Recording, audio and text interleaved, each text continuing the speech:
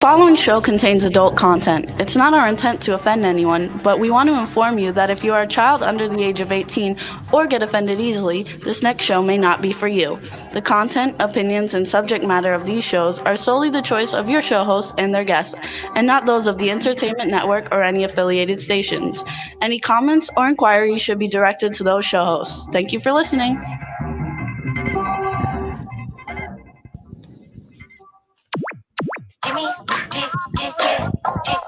Yeah, this is empty outfit.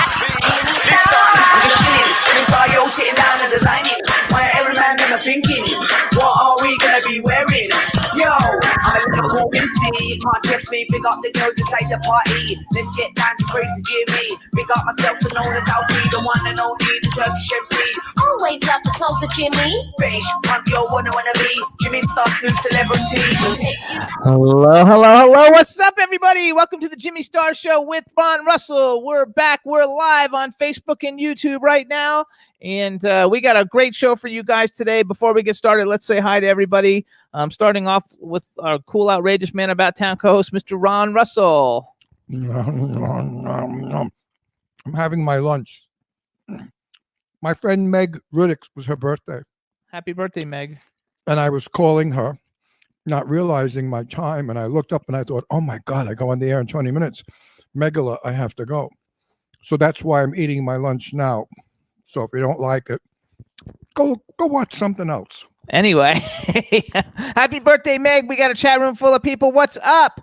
Hello, Dave Hughes from Stars Now UK is in the chat room. Teresa Sabin, Cindy Lady Lake from Lady Lake Music, Angela Josephs is in the chat room. We've also got Backpack John, Anton from Australia. It's 2:55 in the morning or something like that. So thanks for staying up. We're going to have a great show for you guys today. The thing's going by so fast. I'm not sure if I missed somebody. If I did, I'm totally apologize. But we got a fun show for you guys today. We have Robert Craighead coming on the show, who's been on the show a couple times before. And then we have Scream Queen and actress Devaney Pinn coming on, which we met her at Sue Wong's Oscar Gala. It's going to be a lot of fun. Teresa Sabin wants to know what you're eating. He's eating, I don't know what that is. I'm having a liverwurst sandwich with baby shit mustard on whole wheat bread, and I'm drinking milk. Very healthy.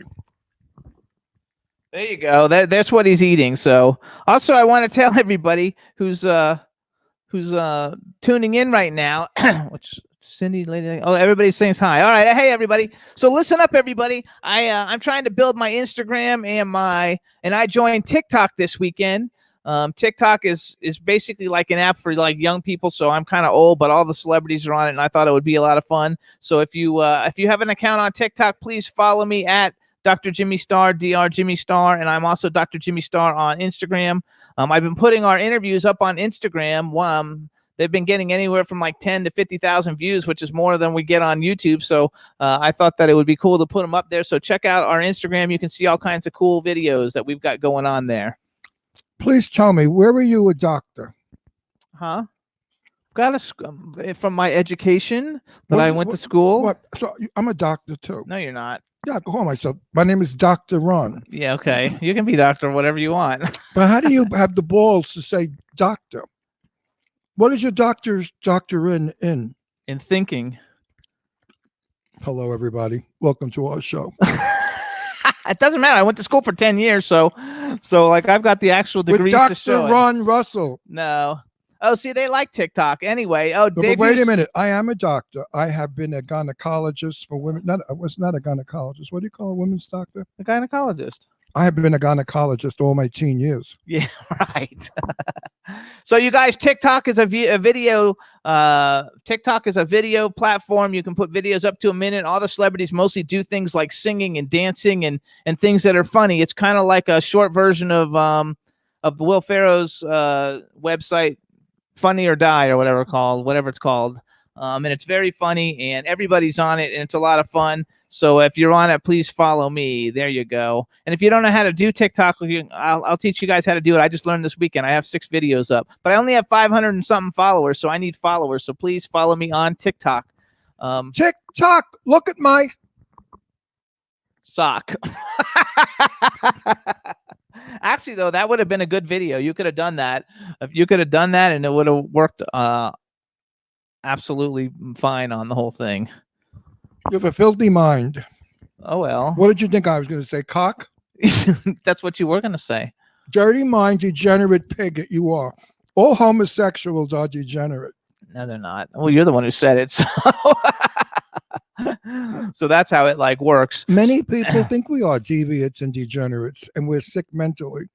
They should only know, darling, how happy we are. You'd be so miserable. There you go. You got to like love it. So I hope everybody's doing well in the pandemic. Everybody's staying safe. Everybody's not wanting to pull all their hair out. It's been very, very boring, I think, at times for everybody. And we've watched a lot of television. If you want a good drama to watch, which the best writing ever, I've been binging How to Get Away with Murder, all like 6 seasons. I'm like on the 4th one. It's very, very good. And I think that everybody should definitely watch it. The writing is excellent. And Ron watches mostly documentaries. I'm intelligent. And I don't watch documentaries, but we do He's watch Law and ignorant. Order SVU. Documentaries teach. Television today demoralizes, hurts your brain. You know, I love Mariska Hargitay. You know, what the fuck are you, in English lesson today? Well, shut up. I've got a doctorate. Yeah, in assology. Yeah. In assology. Anyway, I love Mariska Hargitay, Jane Mansfield's daughter. Of course I love her because I love Jane Mansfield. Anyway, I'm tired of that show with the rape. Everybody's getting raped. Boys, girls, horses, cows. Everybody gets raped. I wonder if it's not influencing girls today to sort of think that they can get away with that sort of stuff.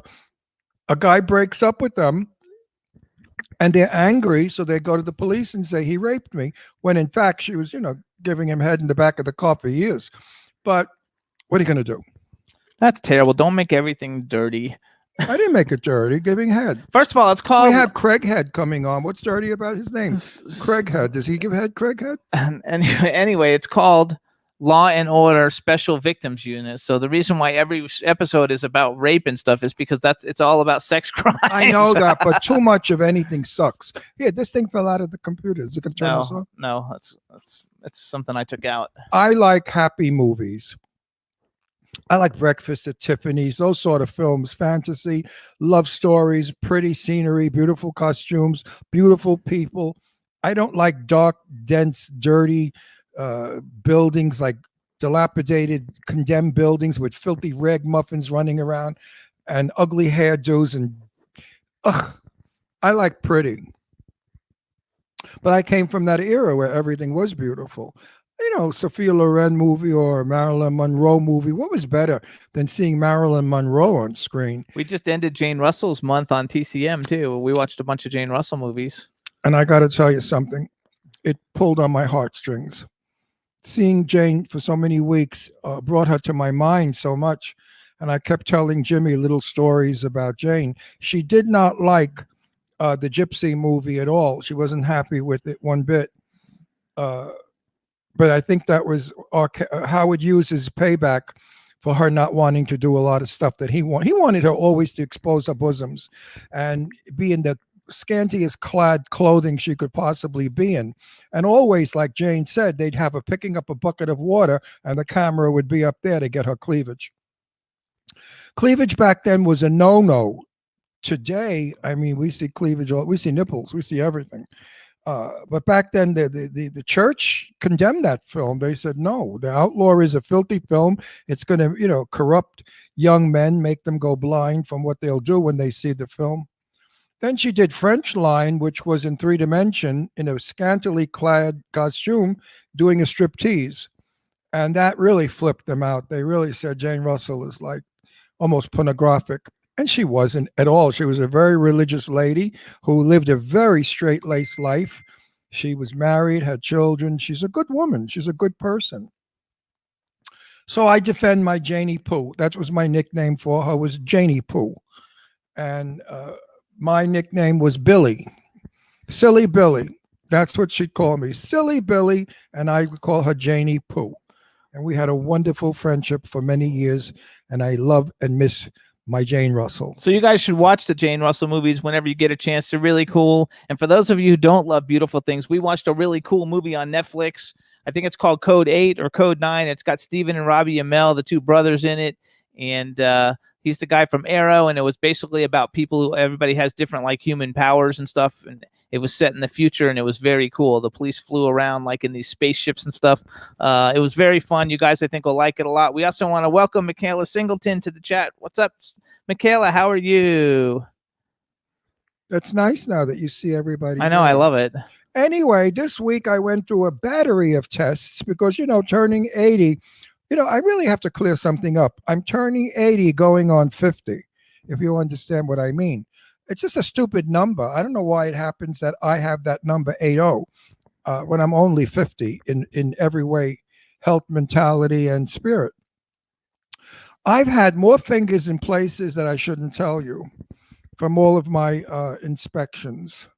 What they didn't do to me, they stuck it here, they stuck it there, they put it up here, they pulled it down there. But anyway, you have to do that when you get to be a certain age. Like I said on Facebook, tune your car. We all do that. The car lights up, it says tune-up time.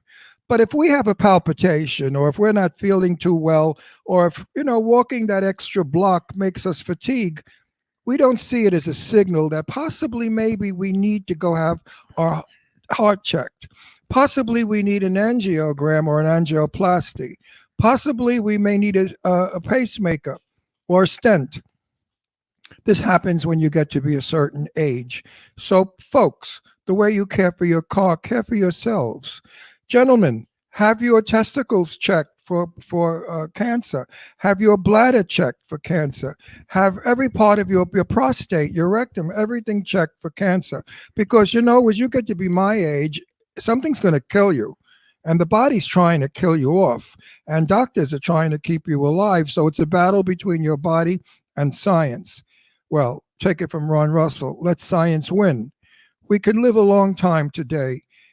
Had this been 50 years ago, I would be dead now. Because I've had several stents put in to protect me from having a stroke or a heart attack. Go. Listen to me, seniors. Go. Get checked.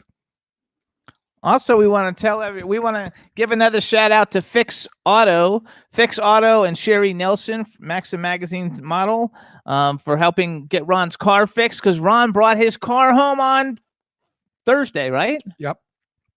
I drove baby this morning for a little bit, because you have to drive them once a week, otherwise carbon builds up and it's not a good thing to do. And also the tires, you have to exercise the car. And what a pleasure it was. The top was down. It was about 85 degrees and the sun was out and the breeze was blowing and music was on, and baby and I flew down the road. So it was a happy homecoming. And we're going to have, they say that heat might be one of the things that kills the coronavirus. And if so, it's been 100 degrees every day this week. 106, 105, 103. It's supposed to cool off now next week and be 95. I like it when it's 90. Between 85 and 90, because it's dry. If this were like when I lived in New York, the humidity would kill me. You perspire. But here it's dry, so you really don't feel the heat. In actuality, if it's 106 out, you stand in the sun, you burn. But if you go in the shade, it's cool. Yep, he's right. Also, when I come out of the pool in 105 weather, I'm chilly. My body shakes because you feel the cold air. It's very strange weather. Yeah, but we can't go in the pool right now. That's one of the things the pools are closed. We live in a country club development, and the pool is closed. Actually, everything is closed. Right. So pool, now, tennis, everything. Well, what I do is when I go out to water my plants, I put the garden hose on myself, like I did when I was a kid, and that was fun. There you go. Well, any port in the storm, my friend. You can't be particular nowadays with this stupid virus. That I hope they open up California soon. I don't know. I heard that in the film industry, they're possibly going to be opening up Georgia, like in July, but they think California is going to be later in the year, or at the beginning of next year. We're supposed to go to. Am I allowed to say that? No. Say what? that we're going to Georgia to Oh, film? we are going to go. We are going to Georgia to film. Yeah, but when it I don't know if I'm opens. allowed. With you, I'm not allowed to say anything. We All can't of say you. what it is. We have a film No. that we're working on. Yeah, I'm going. I'm going to work with a camera that has no film in it. Yeah. I mean, they're demented today in the business. Years ago, pre-publicity was the answer. They would tell the stars, you're getting paid X amount of dollars for the movie and X amount of dollars for publicity. Go on Johnny Carson's show, go all over you can, and promote the movie. Now, the only one that does it is Joe Kelly, and he's smart. We're promoting Clown Motel 2 like crazy because Clown Motel 2 has got to be probably one of the greatest films ever made, simply because of its cast. Joe Kelly and Angela Joseph have collected all of the best actors and actresses in horror movies, Ron Russell included. That's a nice compliment. And the film has got to be great because all those personalities coming out in a good script. Not that I've gotten my script yet. You know, I said yes to a movie. I haven't read the script. That's how much I trust Joe Kelly. There you go. So I think our guest is actually in the little. Hey, he knows all about is in the this. little message room. So Craig I think Head knows all about this. He's got such good stuff happening. Absolutely. You got good stuff going, baby. You're really rocketing up. I know all about you now. Wow. Oh, we want to say hi to Jason Finney because I think Jason Finney is listening someplace because Hey, he just sent me a Jason. text. So what's up, Robert Craighead? How you doing? Just another day in paradise. How are you guys doing? You really don't Good. need the mask. We can't catch Oh, you. I thought maybe I didn't want to take any chances, but You look like frickin' Anthony Hopkins in Right. Silence of the Right. Lambs. So I want to cut right to you're really flying now, baby. You're happening. oh, thank you. Yeah, it's been a great couple of years. Yes. No, not years. I mean, Jimmy's going to go to it, but I understand that you just got the lead in what? No, not a lead, but What? he's in. We're going to talk about it. We're going to talk about it. And I'm First, excited. we want him to say hi to Wait, everybody. first, let me say something. This guy is probably one of our greatest actors. Have you ever seen his work? If you have, you're going to enjoy it.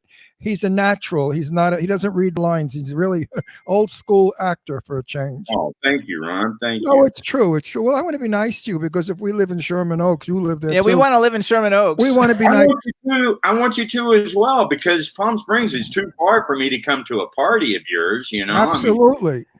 We actually drove to LA 2 weeks ago and we were looking around at houses. We didn't get out of the car. We just drove around Sherman Oaks and Van Nuys, and we decided that like once I get some of these projects going, we want to move there because we think it would be great. And I want to move there because Lainey Kazan lives there. oh, love Lanny. And I Kazan. love you live there. Lainey to pieces. I love it. And I want to see her socially. And Talk about a wonderful actor. That Lanny Kazan is. Lainey is a wonderful everything. She's my favorite person in the world. I only want to take her to the Jewish deli for her birthday on Ventura Boulevard. What's the name of that deli?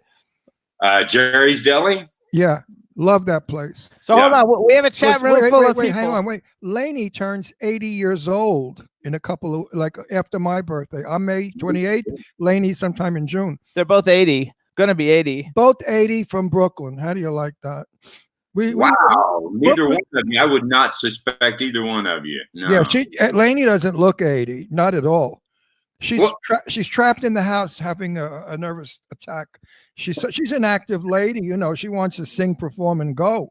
And this trapment is just terrible for everyone. How about you? How are Hang you on. surviving? We've got a whole chat room full of people. Yes, everybody in the chat room. He's the guy from Future Man. Say hi. Say hi to the chat room. We got like all countries represented. He's a big shot. This is no little crappy actor. And I have to tell you a story. Okay, so we're watching TV the other night. I don't even know. Maybe it was the Sci-Fi Channel. Like he wasn't watching. I was watching it, and all of a sudden I saw like this really cheesy shark movie, and all these people getting eaten by sharks and stuff. And then all of a sudden, in the middle of it is Robert Craighead, and I was like, "Oh my God, that's so awesome!" What was he doing? And What- the name of the movie was Damn Sharks.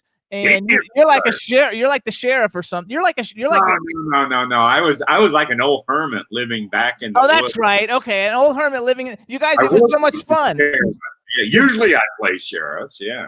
Yeah, I play sheriffs But too. it was fun, though. It was just like Sharknado, you guys. The sharks were just coming out of everywhere and eating the shit out of everybody. And they were like in a little river. You know, you have these big ass sharks in this like little river. It was so much fun. I love those cheesy fun movies like that. And I was looking at your IMDb, and you got another cheesy fun one, I think, called Crabs. So it's going to be like giant crabs or something. Yeah. The Fukushima power plant. Whenever in Japan, whenever it,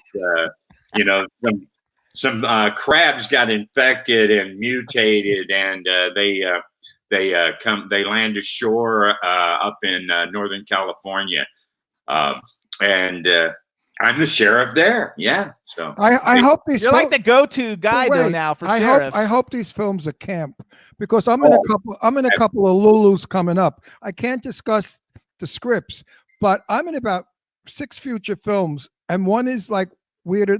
Like, what's the word I want to use? One is less Hollywood than the, I don't know. How do you put it when you're in these $2 films? No, but these are not $2 films because his airs on TV. Yeah, no, I'm in one that's $1.5 million, so I really can't say. I'm not even supposed to say that. I'll be killed if I say it. But yeah, it's $1.5 million movie, which today is crap. It's nothing. It's not a lot of money. So hold on. Did you have fun doing that? Because I thought that damn sharks thing, I thought it was a lot of fun. Like, I would love to do it. It would be a lot of fun. We filmed up in Bakersfield. The biggest problem I had was it was in we filmed it in like December, and it was on the Kern River outside of Bakersfield, and it was freezing. Yeah, so and we were having to get into the water and stuff, but we had to get it finished in time for Sharknado week, so. Yes, I think that's hilarious. I freaking love it. So you guys, Robert Craighead, you can follow him in social media. He's at Robert Craighead. Congratulations on being like the go-to sheriff guy now in all these big things that you got going on, first of all. I'm thrilled, man. I'll play a sheriff all day long, every day of the week, 24/7, man. It's sheriff is good. I play sheriffs or gangsters, either mafia or sheriff. A nasty cop or a nasty gangster. I guess I'm a nasty person. I don't know. But in real life, I'm not. I'm so opposite. Are you opposite your characters, or do you ever find yourself in any of the characters you've played? Well, yeah, I have to have part of myself in every character I play. No. I mean your feelings, your political beliefs, or your religious beliefs. Oh, you know what I mean? Yeah, I'm not a very political person. We aren't either. We're not either. Yeah, I just don't. I don't stand on anything. I hate whenever I like on social media, people that try and like blast your news feed with all this political stuff. It's like, you're never going to change anyone's mind about their. I know. We don't do it either. No, I agree. Not at all. So let's do But wait a minute. When I play a tough gangster from Brooklyn, mafioso, I'm really good and tough. I sort of can't sometimes find the character because I'm gay. And I don't want the character to have any kind of a gay movement. So I really work hard because I'm supposed to be such a queen. Well, shut up, you fat old man. Yeah. No, I'm not gay. Jimmy is. He married me. But, well, I knew Jimmy was, but I know. So it's very hard for a gay actor to be totally tough and straight without flipping a wrist at some point, saying, "I'm gonna kill that son of a bitch." So easy for you. You're straight. So easy for you to play a cop. So let's wait a minute. I'm going to finish my question. Now, what if we cast you as a gay man? Where would you pull that from? He call you. No, he call you big fag. You're the big Mary Lou Queen. Ron Russell. You call Dr. Nurse Jimmy Starr, the big fairy. Well, we all have our feminine side, and so it's like we all have a feminine child within all of us. I would love to see you playing a broad. You'd be the ugliest broad, probably. Thanks so much. Oh, he tells me that too. No, you're such a butch, handsome man. I don't think it's not a feminine feature on you. You're a rugged. But that's one of his goals, though. So no, but he's a rugged, handsome man. When they redo Tu Wong Fu, you could play the Wesley Snipes part or one of those. So let's do some bragging. All right. All right. So you're playing a new sheriff, Sheriff Walker Conley, on the TV show Ruthless. It's a spinoff of The Oval, and these are Tyler Perry shows, so you know they're like hugely major. And Ruthless, Love him to death. the new season of Ruthless starts tomorrow, right? No, actually, it starts back up tomorrow. It's been on for, I think this will be the 7th episode tomorrow or tonight at midnight, actually, on BET Plus. And there's 24 episodes total. I'm in like 14 or 15 of them. And it's really an intense show. It's I bring a little bit of comedic relief in there a little bit. But it's a lot of fun. I actually, Tyler, when we were filming one episode, because Tyler's a huge country music fan. I'm going to interrupt you. How is he as a person? I love him. I think he's a gentle, sweet, kind man. Am I right? He's absolutely the most generous, loving, caring human being. I love that man. I'd love to meet him one day. I'm so in awe of him. Wait a minute. And when he plays in Drag the Old Lady, Medea, I scream from him. Oh, we see everything. I Medea. cry from him. I wouldn't miss a Medea movie for anything. He is fabulous. Yeah. I love that man. And So you're wait, lucky go to back. work with He's him. a country music fan, and you sing country music. I sing country music. Well, anyway, we were shooting, and Tyler likes to throw things out to you while you're filming a scene, you know. And so the scene had really ended, and he goes, and I'm talking with this FBI agent who we're infiltrating this cult that's outside of this small town where I'm the sheriff. And anyway, at the end of one of the scenes, Tyler goes, ask him if he likes country music. So I go, you like country music? And then he says, well, actually, no. and Tyler goes, well, sing him a song. So I start singing this song that I wrote with Paul Overstreet, who is a Grammy and CMA award winner. Great guy. He wrote Forever and Ever Amen, When You Say Nothing at All, some wonderful songs. And I'm privileged to have written a song with him. And anyway, so I start singing it, and it just worked out really well. And so they're going to be using it in the show. So Yay! I'm really thrilled. Now let's get away from show business. Are you married still or what? Of course. Yes. I don't know. 35 years. Yeah. Yay, that is awesome. No, I didn't know if you were married or not because I saw you making out with that 21-year-old broad with the big boobs at the last party. That's only a joke, folks. Not true. So don't spread it around. The first time we met Bob, we were all happy. Let's put it that way. We all had a few, right, Bob? Didn't we have a few? Yeah. But we had done a few interviews already, you know. Right. Yeah, we already knew him. So No. We knew him on television, but we never met him in person. Right. I met you in person in the place that I punched the guy in the face and got thrown out. Did you really? Was it the motel? Yeah. No, there was a girl. I go around to all the beautiful girls and ask them if they're actresses, and if they are, I want to know. Maybe we put them on the show. So this big, tall jerk was standing talking to some tomato, a real piece of ass. And I went over to her. I said, "What's your name?" Blah blah blah. And he pushes my shoulder. I said, "Excuse me, don't touch me." So he said to me, whatever. Then he said to me, "You look like you're dressed in cheap clothes." So I started to laugh. I said, "Excuse me." He said, "Yeah." He said, "You look like shit. You really dress crappy." And then I guess he thought I was trying to hit on his girl or the girl he was trying to make. He was coked up. He was definitely rapid talking. He said, "You look like a Miami Vice faggot." Yeah, he said, "You look like a Miami Vice faggot." So I gave him a right hook to the kisser and knocked him in the water almost in the little pool. Then I threw him down the stairs. And then we got thrown out. And then I got thrown out. The party I was at? Yeah. It was a big to-do. I missed all that. Yeah. Well, it must have got really crazy after. Nobody's going to call me a faggot and not get hit. I'm sorry.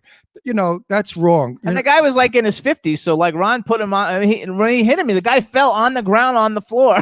I knocked him right down, the piece of shit. Well, kudos to you, man. Don't screw around with Italians from Brooklyn. Actually, in the chat room, they're saying somebody said, "Hey, Angela said she saw you in 911."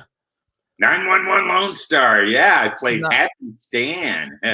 I love that. It was like that was such a fun part, and got to be tossed around by a bull, and it it was a fun part. I worked with Liv Tyler on that as well, and Timothy E. Goodwin. He was a very funny guy.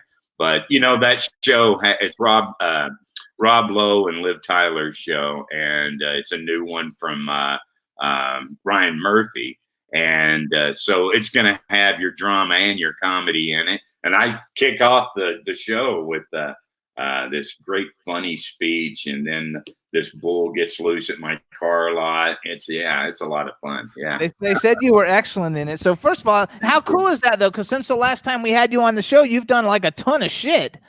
Yeah, last year I was really. I don't think that's the right word for work. You've done a ton of great work. That's better. I do mostly the shit work.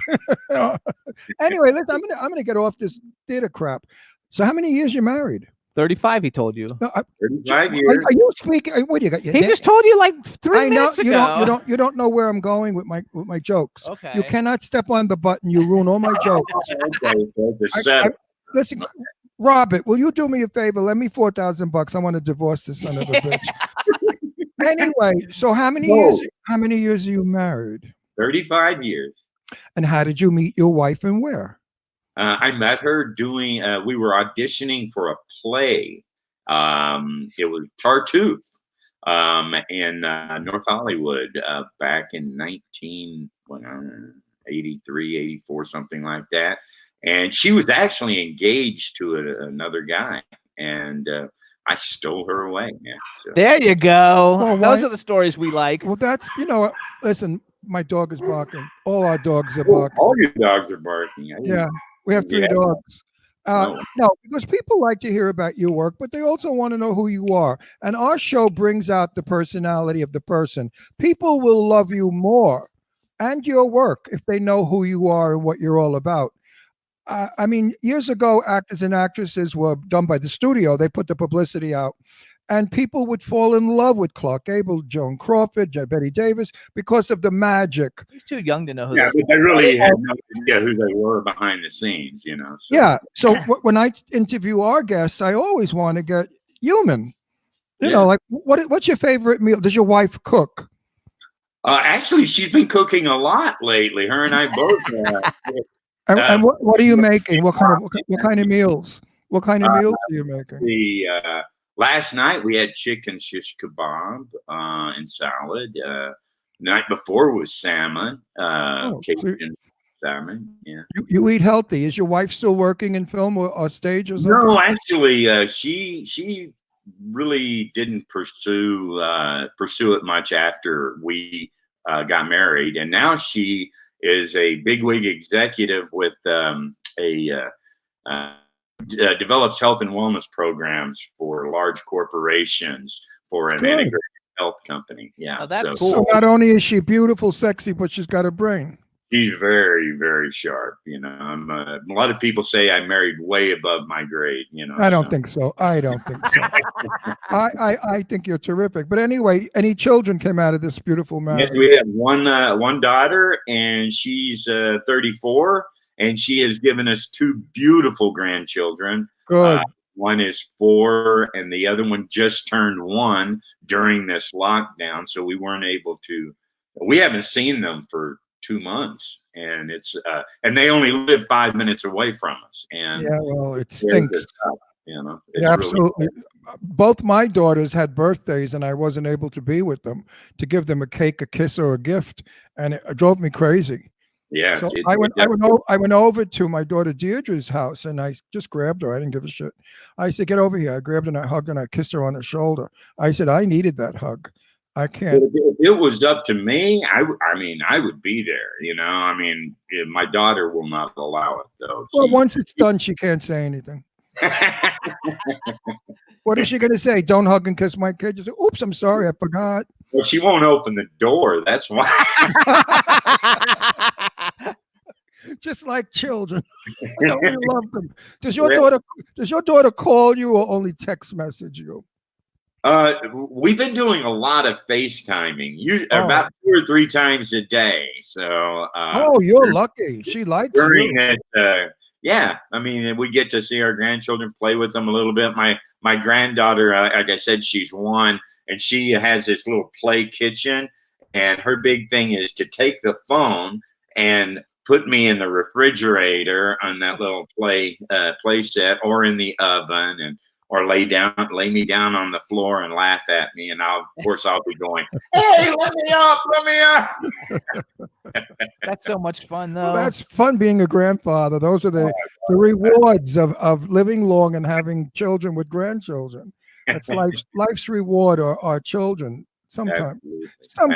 Not all my friends agree with me, but majority do.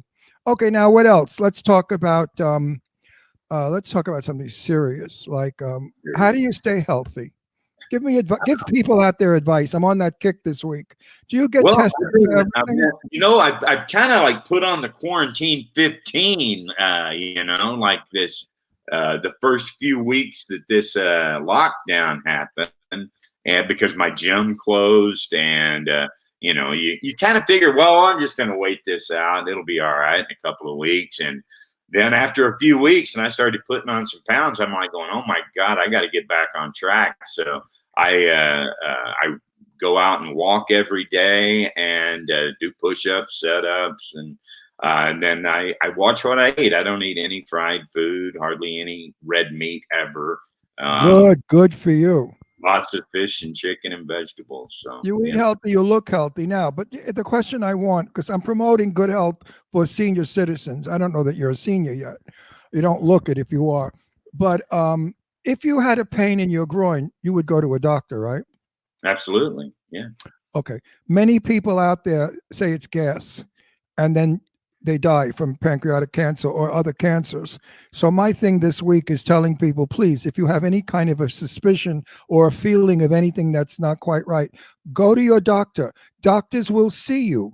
You can call your doctor. He will make an appointment. In fact, doctors are not busy at all. Most of the doctor friends. Actually,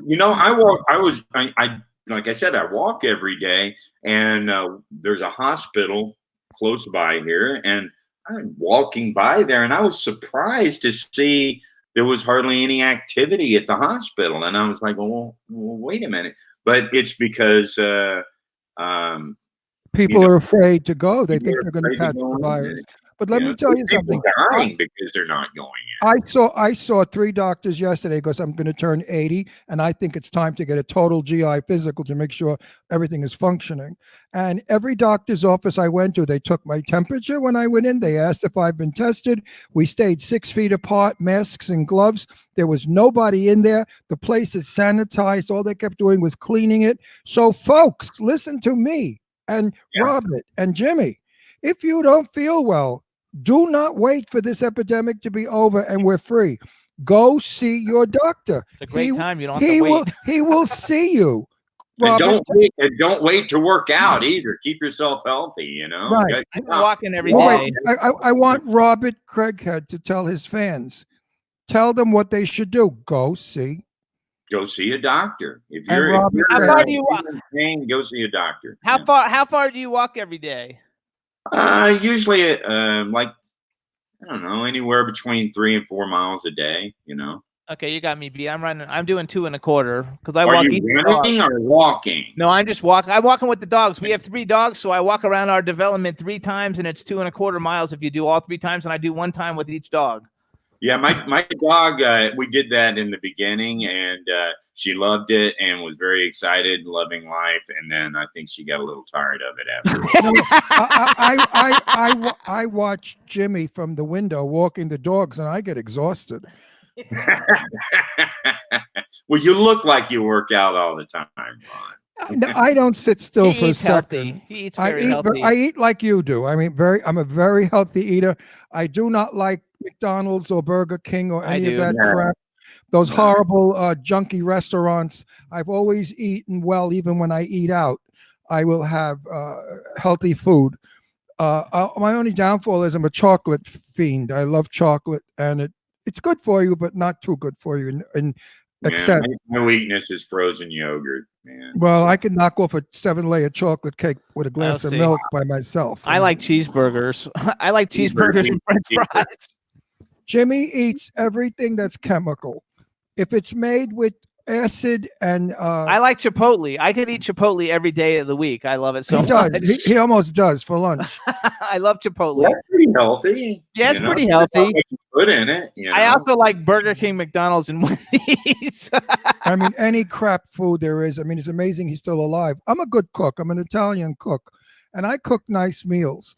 And you got to see what he does to my meals. He pushes this aside. He picks the olives out of this. He doesn't like I don't like the onions. the onions. He doesn't like the sun-dried. What the hell are you eating? I told him, you dissected the entire meal. He has the worst palate, worst dining palate I've ever met. Which, by the way, Meg Ruddock joined us in the chat room, and Hey, it's her Maggie. birthday, so we just to say happy birthday, Meg. my lovely Meg. Happy birthday. Yay! I want to talk about her husband, Alan, who is a hero. Alan is a pulmonary doctor, pulmonist, and he is working in the hospital around the clock, helping people with the virus.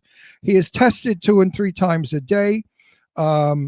He's just one of the most wonderful friends that we have. Alan is a hero. And my Meg, who's a gorgeous girl who looks like Grace Kelly, by the way, they are 2 of the dearest, most loved friends They of say mine. that you're a very good cook. Everybody in the chat room says Burger King and McDonald's is shit, but Chipotle is good. Good. Anyway, So hold on, let's go back. I want to go back to because people in the chat room, especially fans, want to know what. So I saw your post on Facebook, and you said you were going to tell us about Ruthless, which again starts tonight at midnight on BET Plus. BET Plus, is that right? BET Plus, yeah, it's a streaming. It's BET streaming network, and right now you can get it like on Amazon or online. You can get it for free for a week and get caught up, and then it's like I think $9.99 a month. Yeah, $9.99. We have that. It's definitely worth it. I mean, So- there's a lot of great shows. So on your post, you said you were going to tell us about that, and there was something else you were going to tell us. What's the other thing you got coming out or doing? Oh, I've got 3 movies that should be coming out later this year. One is let's see, Shooting Star, which is a Western from Pfeiffer Worldwide. Michael Pfeiffer and I've done 3 movies with him now, and he does a lot of movies for Lifetime. And actually, one of the films I did with him is showing Friday on the Lifetime Network, Saving My Baby. That's the one. Okay, that's what I remember reading that. You wrote that down. Okay, Saving My Baby. And then let's see, Kombucha Cure. Do you guys know Jason Bernard and Roberto JR Productions? No, I don't think They- so. Yeah, I don't know if you saw a movie. I did a movie with them called Halloween. Oh yeah, I saw that though. Yeah, okay. Well, they're the producers of that. Yeah, and anyway, they and Ginger Knight Films co-produced this film called Kombucha Cure, which is directed by Cecilia Choi.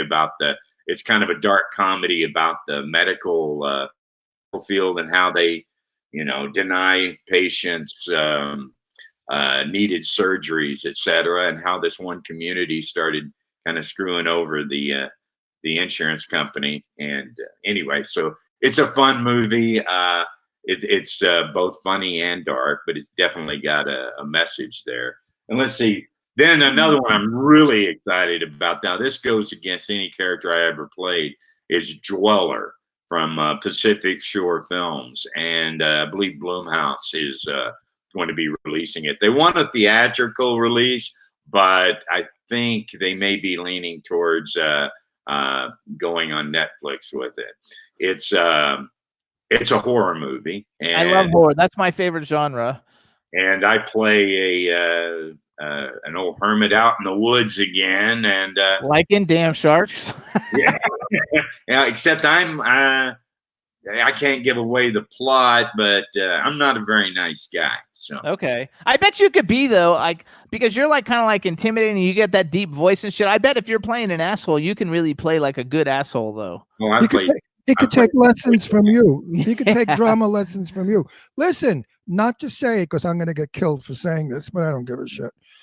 I heard a whisper that very possibly you're going to be in a film that I'm in, maybe, if it gets Really? fun. Yeah, if it gets funded. I heard somebody say, "Oh, let's get Robert." Anyway, so Wow. yeah, I don't know That's if we're. awesome. I don't know if we're. You're getting work. We may not be in the same scene, but I know that we may be in the same. I'm getting hit. I'm not supposed to say anything anymore. Oh, okay. Anyway, let's go back. Hold on. Let's go back. I just thought I'd tell you So that you're to make your day. I have 18 films in development at the moment that I'm producing. And you're going to be in one. And you're going to be in so one. you're on my list of I have to provide lists of How actors. come you can say it and I can't? I didn't say anything. I've got one that I need some financing for. I need to send you the script over. I have 18 films that I'm working on, and every time I do it, I have to provide a list, and these are and so I have a list of actors that I know well enough that I have their phone number, and then I have another list of actors that I have an email address, and I have another list of actors, who I can message things on Twitter because they follow me. I have all these different lists of different levels of famous people, and so you're on my list. Wait a minute. Let me tell you. If Jimmy invites you to a red carpet or a big event, he'll go. He's on already. Your name gets on already. Other people's don't. They say not big enough. I know that's true. Oh, thank you. Thank you. Give you a little. I love going and seeing you guys. I think I was. You know what? Because that last one, it was the Oscar party. Susie Wong. No, not Susie. Oh yeah, Susie Wong. No, you went to Susie Wong's. Yeah. He didn't go. You didn't go. But I'm thinking because you were invited. Yes, I was invited. Yeah, but I would. Why didn't you go? To come, but my wife and I got so sick, and I'm thinking that it might have been COVID. COVID-19, because we stayed up all night coughing and hacking for a month. It was horrible. We didn't get to any of the holiday parties. Let me tell you something, my friend. We've been to a few Oscar events that were horrible. They were disgusting. I didn't even want to be there. Susie Wong threw an affair. Sue Wong. I call her Susie because she's cute. She likes me. She danced with me. We're in love already. Susie and I did. She is fabulous woman. Number one. I call her the Dragon Lady because she looks like the Dragon Lady with all her beautiful shit. Anyway, her Oscar party was by far the best in Hollywood, better than any of the biggies. She had a fashion show out of this world with the most gorgeous gowns and dresses and beautiful Asian women, 6 foot tall. She's a fashion. I'm speaking rude. Wait a minute. The food was fabulous. Usually the food stinks at those affairs. She had steak and potatoes and vegetables. Was lovely. The dessert was drop dead. It was some kind of a crazy chocolate mousse, strawberry, whatever. I was in love. Now you're making me feel worse about not being able. Wait a minute. The best part is I went over to Susie and I said, "Listen, where's the Chinese food? I thought you would have Chinese food." She said, "Well, didn't you eat the hors d'oeuvres? They were all Chinese hors d'oeuvres." I said, "No." Somebody handed me a slate and said, "Ron, would you do us a favor? The slater is not here. So could you slate everybody going on the carpet?" And I missed the whole cocktail hour because I was working slating it. And I was so pissed off. But anyway, I read where Jimmy gave you a hard time about asking her the Chinese food. Yes. Everybody got so offended. They're so fucking politically correct today. I can vomit. You can't say anything. Please. Look, if you came to my house and said, "Ronnie, you're making Italian food," what am I going to throw you out? Yes, they're coming to my house and saying, "Hey, are you going to barbecue because I'm Texan?" No, so you're right. Susie Wong is Chinese. I expect her to have Chinese food. I don't expect to have French food. Give me a fucking break. Anyway, I love her. She is absolutely the most mysteriously fascinating woman and a talent like you can't believe. Those creations that she made, first of all, her dresses start $2,000-$3,000 for a cotton dress. She's not in. No. Oh yeah, she's expensive. They're like $1,200 for a dress. Excuse me, make a liar out of me for $400. Anyway, they're all beaded and everything. No. Those gowns are in the $7,000, $8,000, $10,000, $12,000, $15,000 range. She only the president's wife. What's her name? Melania. She owns some Sue Wong. Sue Wong is not in department stores. She's a couture designer. She's in Neiman's. She's in Neiman's. Why, you shop there, No, I Googled it to see where you can go buy. Oh, well, Sue she's Wong in dresses. Neiman's. Go check out her prices. She's extremely expensive, but extremely fabulous. No, next year, wherever we go next year, we'll get you on the list because they love you. Everybody loves you. Oh, no, you're coming to the Oscars at Sue Wong's next. We're definitely going to Sue Wong's. Absolutely. We're on that invite list always. It was a lot of fun. I loved her party. It was the best party I've ever been to. I was looking forward to it. Oh, you and would have loved it. You had to see the people that showed up. we were we missed so many parties. Yeah. You but actually know everybody. You probably knew this them all. was like Oscar night. The girls came, the young girls in gorgeous gowns with their bosoms hanging out and gorgeous bodies, and the men were stunningly dressed, handsome. Everybody looked like Hollywood of years ago. It was a very elegant affair. A beautiful room, the chandeliers. It was just, The looked gorgeous too. and the entertainment was great. And Sue Wong looked like a canary. She was all in black feathers. And I said to her, this is true. I said, the last person I was with that had feathers like you was Zsa Zsa Gabor. And she turned to me, she said, don't ever compare me to her again. Well, there's a story there, I'm sure. So, Yeah, there's a story there. so there's a story, exactly. But, the music came on and she came over to me and started dancing with me. And the two of us were falling in love. We were dancing. She's really quite a beautiful woman, very striking, like a dragon lady in an old Charlie Chan movie. Yeah, Charlie Chan, yeah. No, I saw all the pictures that you guys posted, and fabulous event. If you get invited next year and you don't go, you know what? You don't belong. No, this is true. Well, not you. I mean, audience, not you. No. No. You'll go. Hold on. Well, I like to brag. We have 5.5 million people right now. 4.5. I like 5.5. I know, but that extra million is making up. Gene said to me, we were number top 100 on iTunes. I mean, on iHeart this week again. Good. Gene is our producer who shoots us all over the world.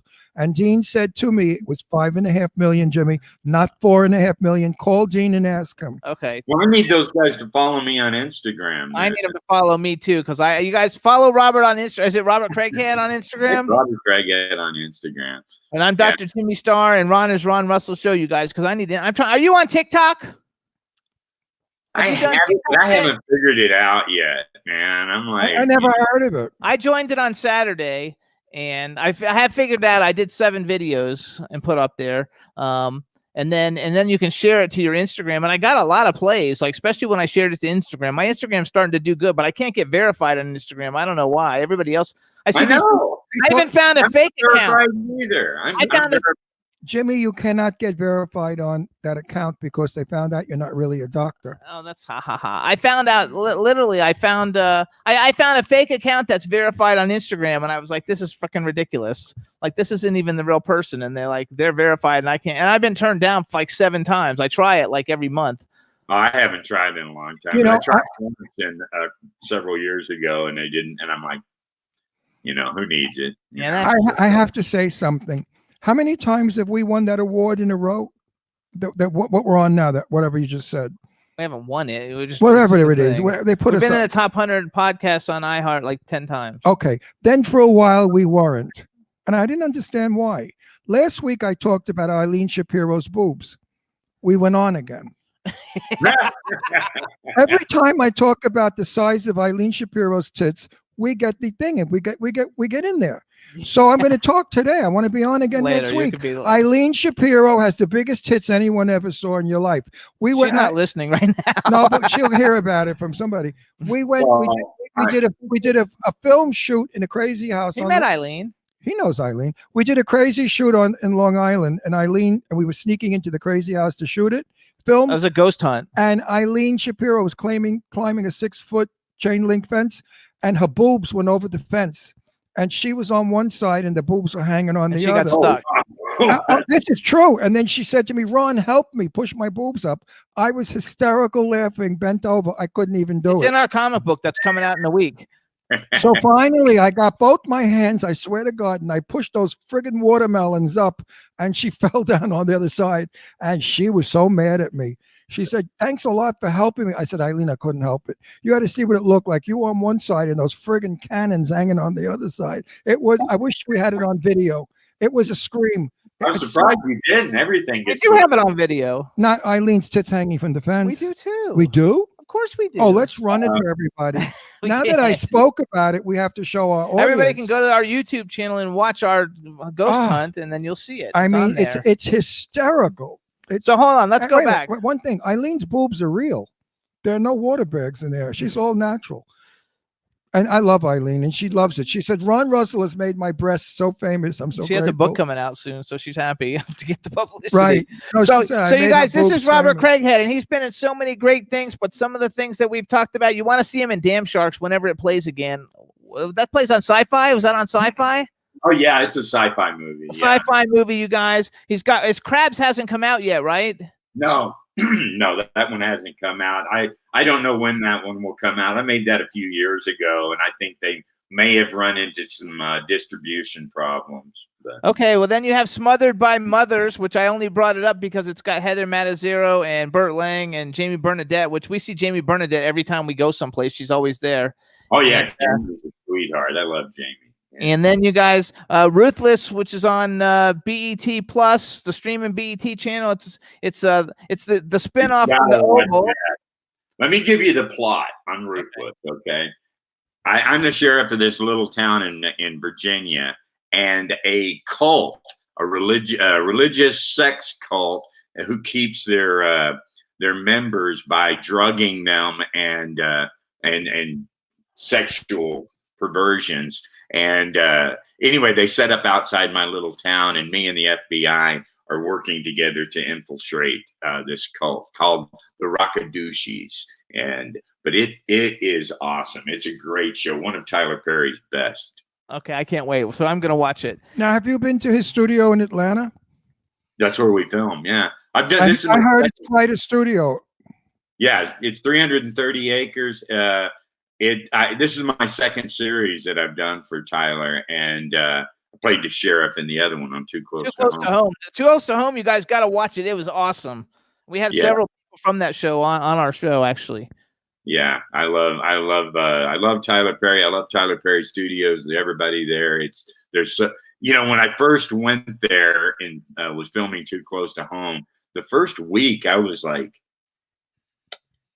everybody is like smiling and everybody's so happy, and I'm like, it was like what you would imagine working at Disneyland would be like. Of course, I've found out that that's not true, but at Disneyland, but right. It is true at Tyler Perry Studio.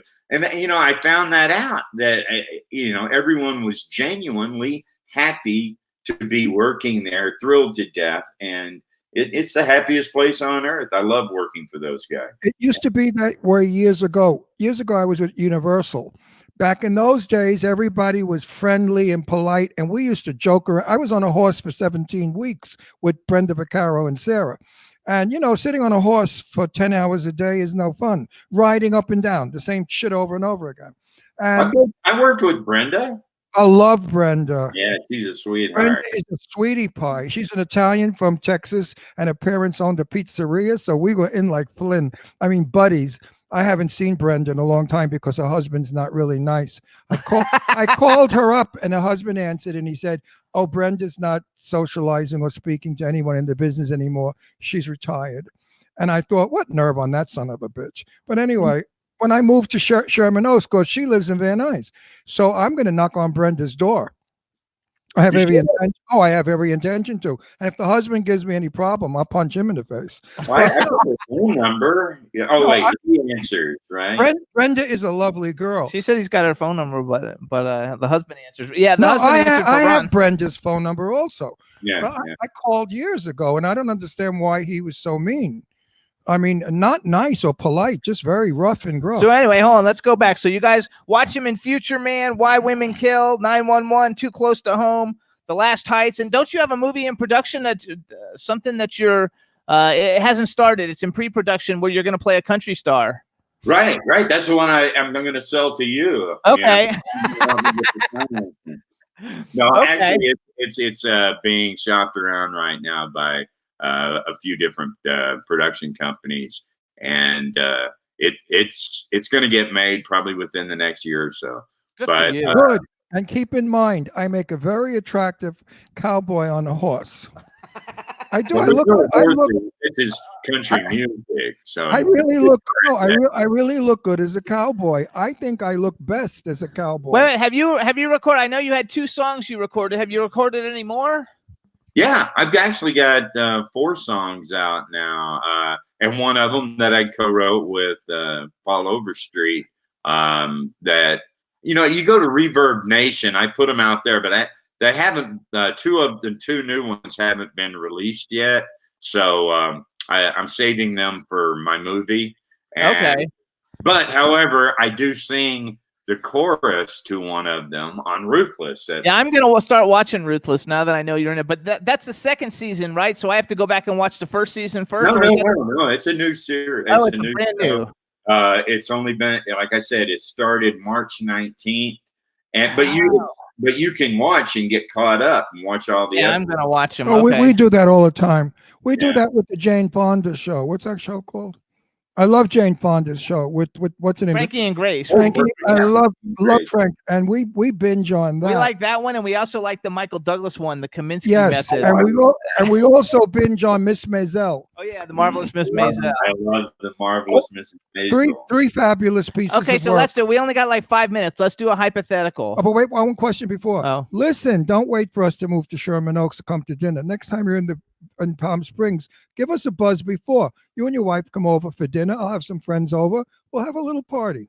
Well, I love Palm Springs, but I hardly ever get there. I think we'll move your ass and get there. It's easy. You get in the car, you turn the switch, and you go. And the wheels roll, and you get. When this is all over, anyway, we'll get you because I can't wait to start going to events again. So we'll get you. Yeah, we'll see you at some events. All right. So here's a hypothetical. You work with all these like cool people. Who's on your bucket list, male and female, that you have not worked with yet that you think would be fun and you would like to work with? And if you could have ever been in any movie ever made, what movie would you like to be in? Wow, that's a really good question. Well, I would have loved to have been in Once Upon a Time in Hollywood. That's just right off the top of my head. I wasn't so impressed with that. I'm surprised really? you said that. We know like half I'm a Tarantino fan, so Right. I thought it was too slow. The acting was way too slow. Really? The scenes were because too. that was leading to my other, Brad Pitt and George Clooney are two actors that I would love to work opposite. Oh yeah, I would absolutely. love to work with them also. Well, actually, I've got a story about George Clooney. George Clooney, I worked with George. It was one of my very first jobs, but it was George's very first job.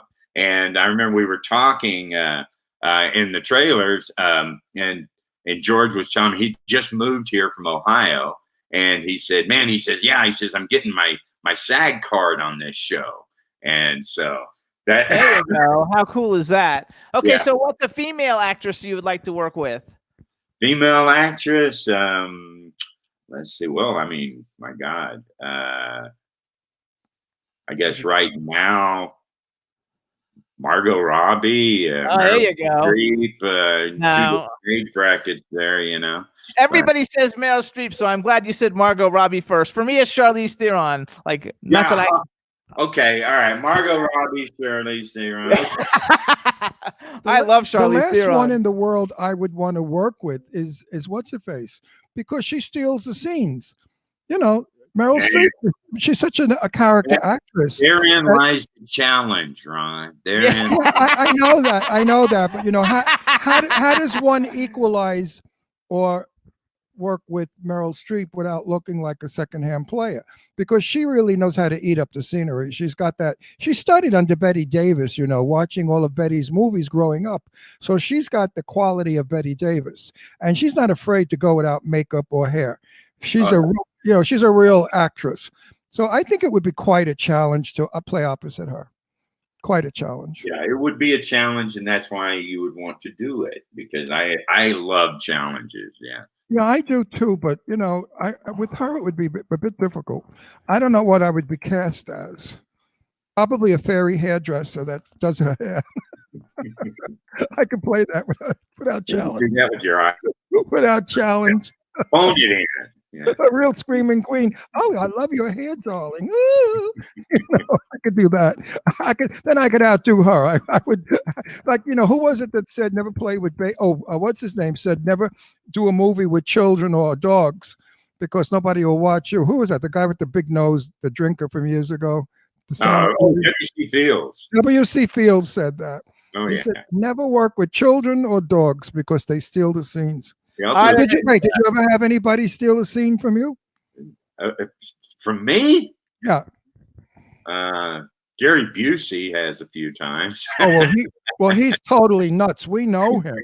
His son is wonderful, by the way. His son is really handsome. Oh yeah. Well, actually, one of the movies that I just mentioned, I believe Shooting Star. I think Jake's in that. I'm not, oh no, Jake's not in that. There's another movie I did that Jake's in. But Jake's really cool. He's one of our favorite people. We like Jake a lot. Jake. He's a sweetheart. But his father's nuts. Oh, I love his father. I had the best time. Yeah, Me too. And I know his wife very well, is Stephanie. Yeah, so they're. But yeah, Busey's off the wall. I mean, he's an interesting guy. Yeah, we had a blast. Go to dinner with him one night. It's an absolute blast. You talk about me. Actually, the stuff that comes out of his mouth isn't that much different than That's what what comes out of yours. I was just going to say, people say Ron Russell doesn't have a filter. Well, go with him. You want him? No filter. According to my wife, go with me sometime because she's constantly giving me the elbow or the under the table leg kick. Yeah, I do that too. I think Jimmy does that. Yeah, I do that. No, I've had some people say to me, Ron, you really should limit it. You really have no filter. I say, how do you think I make a living? If I had a filter, I'd be as boring as everybody else. Exactly. So not having a filter, I tell it like it is. No smoke up your ass. I don't bullshit anybody. If I didn't like you and if I didn't think you were a good actor, I would have said, "Oh, Robert, nice to have you on our show. So what is it you do?" I would have been polite. But I like you, and I know your work. I mean, I don't respect many actors, but I respect you because you're a hardcore actor. What I call, I could throw a script at you, and I know I'm not going to be disappointed. Whereas so many actors and actresses that we know, famous people, extremely famous people, Jimmy and I have discussed because Jimmy said, if I get so and so, I get my funding, and I'd say, Jimmy, so and so can't act.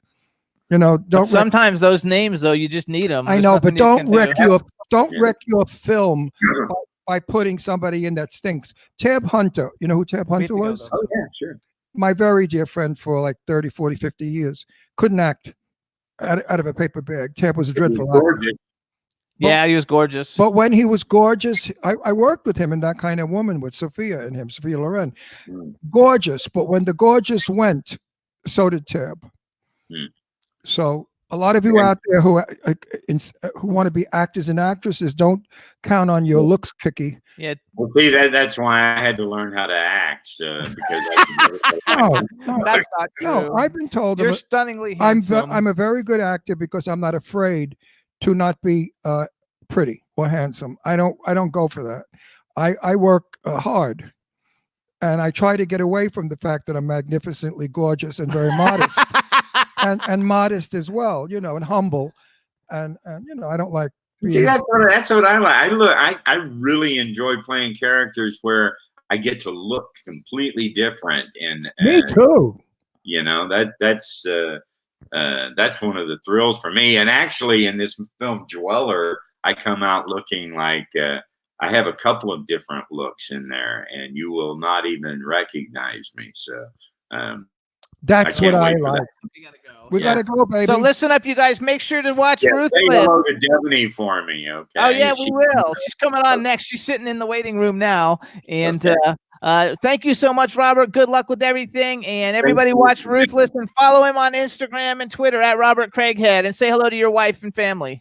See you very soon, Robert. See you soon. Bye-bye. Guys. Bye-bye. Bye-bye. Yeah. All right, everybody. So you can listen to the Jimmy Star Show weekly, you guys. Our live stream on Facebook and through W4CY Radio on Facebook and YouTube. That's our home station. It's a fabulous station. We love them. K4HG Radio in LA. You can hear us on Jackalope Radio in St. Louis, iHeartRadio, Stitcher, Audio Boom, SoundCloud, iTunes, Spreaker, Apple TV, Podbean, Spotify, Pandora, and on television you can see us on Comcast, Roku, Vimeo, and YouTube. And let's say hi to Devaney. Devaney, hi. Can we we're hear on you? Facebook. You I said it already. I said that at the beginning. Hey. You said Facebook? Oh my God, look how gorgeous. We gotta love it. So Hi, guys. Yeah, we can hear. All right, everybody. Now we want to welcome to the Jimmy Star Show with Ron Russell, the incredibly talented and gorgeous Devaney Pinn. Hello and welcome to the show. Hey, thanks, guys. You guys are so fun. This is the most fun that I've had all quarantine. But you know what? Your being on the show is going to cause some trouble. Because Well, you know it. I'm a Guido too, and I'm also from Jersey. I have no filter, so this is going to be an interesting show. Well, wait a minute. We have a very. He's not there. We have a fan that's in here every week, and he's a degenerate. And he's married, and he lives in England, and he comes into our show. He only wants to bang Sadie Katz, Sarah Davis, everybody. Sarah French. He's got a. He likes all the Who hot doesn't? girls, and when he sees you, he's just going to be freaking So out. but Dave is not in the chat I don't know room. if he's there or not. Dave, are you in the chat? Look, I get a don't load know. of I this don't piece see of him. ass. Anyway, He's going to kill himself. So let me introduce you to my cool, outrageous man about town, Mr. Ron Russell. I think we met it. You met at Suwong. Oh, yeah. We met it. Suwong, yes. I remember you. Oh, and by the way, Yeah. Dave is in the Wait a chat minute. room. I think I slated you, didn't I? Hi, Dave. You did slate me, yes. Thank you. I remember. So look at that. Wait, is Dave there? Dave is here, and he wrote, "Oh my fucking god." And So she you know just what? gave you a Wait, kiss. wait. Listen, do me a favor. Just pucker up the lips and She just did it. Send him a juicy romantic kiss. Look at that, Dave. That's for you. That's for you, Dave. I gotta love it. So we have a chat room full of people. Please say hi to everybody in the chat room. Hi, guys. I love you all. Please interact with us. I'm really, really active social media. I'm going to be extra active today on the show because Jimmy Star invited me to come cause some trouble. So There keep the you questions go. going. We'll answer them. There Got you it. go. So this is going to be fun. So first of all, you guys, we had never met Devaney. We run in the same circle. We know all the same Yes. people. We're friends with Jessica Cameron and Sadie and all the actresses that you're in all the movies with, but we never had met you. I was so excited that you came to Sue Wong's. We got to meet you. You were gorgeous. Yes, Looking you. magnificently Yeah, she looked sexy. she was just But gorgeous. you know what? You didn't look sleazy or trashy. You look sophisticated. Thank you. Thank you so much. No, it's but a fine line, but we try to tread it. Yeah. No. Listen, I always say you could hang your tits out, but do it with class. You know. Thank you. Thank you. Yes. There's one Completely thing with agree. cleavage and décolletage is one thing, but a pair of tits hanging out is another. I mean, And- there's always a time and place for that too, but not at Sue Wong's gala. Yeah, and the party was so elegant and beautiful. Come on. Beautiful. And Oh you my look, gosh. you look stunning. You really do. You know, not Thank too you. many dark-haired women make it in our business. For some reason, redheads and blondes go a lot further. Yeah. But Well, because they really pop on camera. You know, it's they dazzle a little bit. So you're one of the more beautiful brunettes there are, and you don't have to have red hair thank or you. dark hair to be beautiful. You guys, everybody wants wait, hang on hang real on. quick. Wait. You know who you remind me of? An actress from years ago called Linda Darnell. you know, I feel like I've heard that before. Actually, I think someone else has said that similarly. Look Linda Darnell up. It'll make your day. Hang on one second. You guys, She's a you beauty. guys can find Devaney on Twitter. It's at Devaney Pin, DEVANNYPINN. And Ron is a Turner Classic Movies buff. He's going to be 80. He's going to be 80 next month. Must we advertise? well, What? Because Linda Darnell is How do like you stay so hot? Tell me. Ron, I- what's the secret? I masturbate regularly. I mean, if that doesn't keep you young, you know. He also doesn't drink. He doesn't do drugs. No. He doesn't wash his face. He doesn't put soap on his face. No. He uses olive oil or something. Yes. Really? Well, when you- I was a child, I used to study ancient Rome, and they didn't have soap in ancient Rome, the time of Caesars. What they did was they put olive oil on their face, and with a wooden stick, they would slide the olive oil off, and that cleansed the face. Olive oil also is an antiseptic, so it kept your skin beautiful. I happen to have probably the nicest skin of a man of my age. No wrinkles, no Or just in general. Yeah. I have wonderful skin, and it's because I consume olive oil and I apply it to my face. They say that us Italians age a little more gracefully. We kind of got gifted in Wait that a minute. department. And I think you're living proof on that one for sure. Listen, back it up, honey bun. You're an Italian from She Brooklyn? said that when she first got on. Not from Jersey. From Jersey, yeah. Oh, But my. my family is from Sicily. So now we're in love. What are we going to do about it? You know. Oh, my know, God. You're probably like my cousin. I love you. We are totally related. You're right. Oh, she's an Italian. It might be, though, because No you're both wonder- gorgeous. No wonder you're so gorgeous. You're an Italian. Jesus, I should have suspected that. We know how to do it. You know. Well, I think it's a gift given to us. The Italian people are really a beautiful race. Some races Yes. aren't so attractive, if you noticed. They have pimples and bad skin. But Italians all have beautiful skin. And the women are either the women come very ugly or very beautiful. There's no in between with Italian women. I lived there. We're very exotic, like really strong features. So either it really works out or it's a hot mess. And I want to tell you a quick story. 1959. Sure. I was on a film with Sophia Loren and Tara Punter called That Kind of Woman. And it was How did you? Oh my God, yes. 5 o'clock in the morning, and Sophia's Cadillac pulled up to the set, which was a railroad on Long Island. So there were only police barriers. She had to get out and walk past people to get to the trailers. She had on a kerchief, big sunglasses, no makeup. All I saw were big, fat, chapped lips. And I noticed her hands were very not pretty, and there was no fingernail polish or anything. And I thought to myself, that's Sophia with a hooked nose and dark. She was dark like a almost like an African American. And I thought, my God, that's Sophia Loren. She's not pretty at all. 2 hours later, she came out of the trailer. I near died. She was the most exquisite creature I have ever seen in my life. Her beauty was beyond belief. And when she looked at me and I spoke Italian, so I yelled out something in Italian, Ma guarda come sei bella. And but everyone look how beautiful. She turned and she gave me her smile and I fainted. So now I had to get a kiss from her after 3 days of shooting in Central Park, Grand Central Station and Long Island. She became friendly with me. And when I left, I said, "Dammi un bacio, give me a kiss." And she kissed me on the cheek, and the lipstick was there. And I ran home, and I showed my mother and father. I am never washing this cheek ever again. I have to love it. She was beautiful. So let's Italian. do some bragging, you guys. So we have Devaney on. Not only is she gorgeous, but she's a great actress, and she's very talented.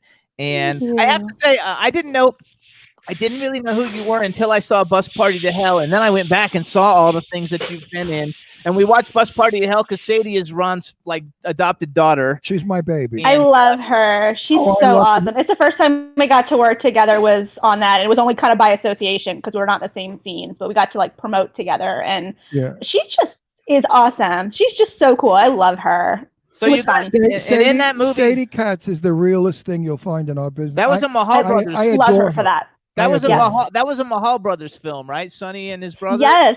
Okay, so Bus Party to Hell, you guys, you have to see it because Devaney is in it and Sadie is in it, especially you, Dave, and Stars Now UK, Dave. Also, Alyssa Dowling, who's a friend of ours now that we met about 6 months ago, and Tara Reid is in it, who we see at every event that we go to. She's super cool. Yeah. So that was kind of a big thing. But then I look back on your resume, and you're like Casey Anthony. Yeah. So do you guys remember Casey Anthony? There was the show was Casey Anthony, American Murder Mystery, and Casey Anthony's didn't she kill her daughter or something? And tell us the Casey Anthony story, a real quick synopsis. Really quickly, she's one of the new, I guess, popular true crime stories. She made worldwide news and was regarded as the most hated woman in the world for a while for allegedly she went to trial for the murder of her daughter, Kaylee, and eventually she was acquitted from it. She wasn't charged. It was really. Wait a minute! Did you play the woman? She played the woman. I played Casey Anthony in her miniseries. Yeah. So tell me, how much fun was that playing a murderous bitch? Honestly, typecasting.